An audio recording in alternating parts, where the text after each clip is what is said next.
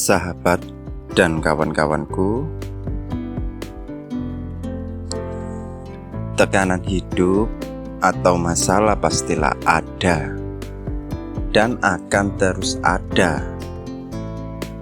Hal itu wajar karena kita hidup bersama makhluk hidup yang lain dalam kehidupan ini. Sesama makhluk hidup tentulah saling berinteraksi satu sama lain. Di antaranya saling bekerja sama dalam ekonomi, politik, sosial, budaya, hukum, keamanan, dan lain-lain. Dalam prakteknya, dewasa ini mereka menentukan sendiri atau menyepakati model atau bentuk ekonomi tertentu. Begitu juga politik, sosial, budaya, hukum, keamanan, dan seterusnya yang akan diterapkan di tengah-tengah mereka. Lalu dari mana tekanan hidup itu berawal? Yang perlu dipahami, namanya makhluk itu tidak datang dengan sendirinya. Makhluk itu menjadi ada karena diadakan. Secara faktual, adanya makhluk itu tak terlepaskan dari hukum kausalitas, yakni dari ikhtiar jantan dan betina bagi tumbuhan dan hewan, pria dan wanita bagi manusia. Namun, pada hakikatnya makhluk itu ada karena diadakan oleh Al-Khaliq. Dialah Allah Subhanahu wa Ta'ala.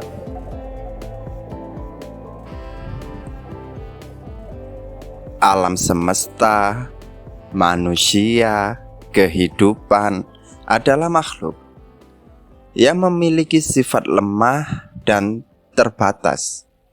Itulah kenapa semua produk pemikiran manusia yang kemudian sebagiannya diadopsi menjadi sistem ekonomi, politik, sosial, budaya, hukum, keamanan, dan seterusnya, memiliki sifat lemah dan terbatas.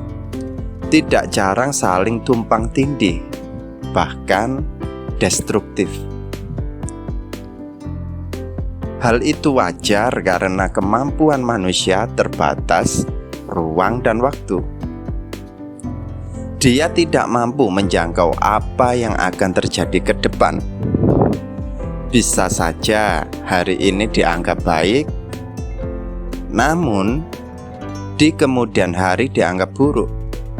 Ataupun sebaliknya, hari ini dianggap buruk, namun di kemudian hari dianggap baik dan benar.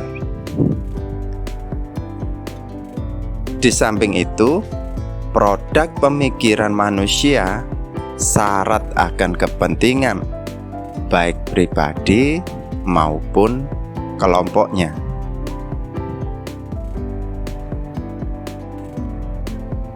Sahabat dan kawan-kawanku,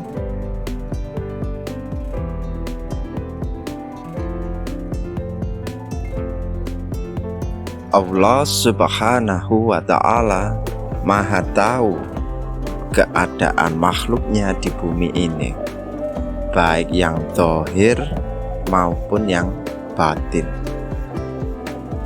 Segala problematika kehidupan yang dialami manusia, hewan, tumbuhan, Allah tahu. Hal itu wajar karena pencipta pastilah paling tahu apa-apa yang terkait ciptaannya. Karena itu, Sang Pencipta menurunkan syariat Islam agar manusia tidak kebingungan hingga akhirnya tersesat di bumi ini. Manusia diciptakan tidak lain hanya untuk beribadah kepadanya, termasuk perannya sebagai Khalifatullah fil ardi, yang merupakan bagian dari ibadah itu sendiri.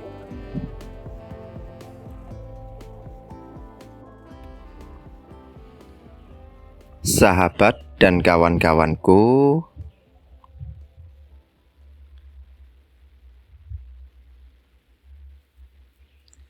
syariat Islam itu tidak hanya mengatur hubungan manusia dengan Tuhannya saja, namun juga hubungan manusia dengan dirinya sendiri, juga hubungan manusia dengan manusia yang lain.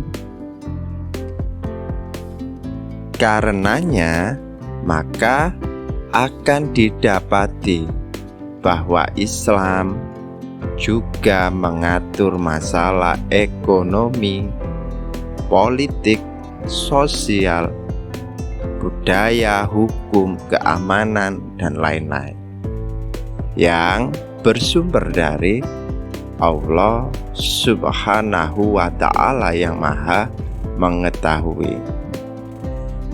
Dari aturan bersuci hingga pemerintahan. Karena itu, seorang muslim diperintahkan untuk masuk ke dalam Islam secara kafah, secara keseluruhan. Maka inilah ikatan yang layak untuk mengikat manusia satu sama lain dalam interaksinya. Inilah ikatan yang kokoh yang bersumber dari wahyu, yakni ikatan Islam. Penerapan secara kafah tidak hanya membuat bahagia subjek saja.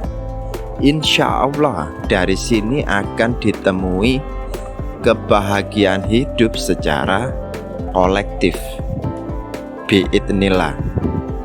Wallahu a'lam bishawab. Semoga bermanfaat.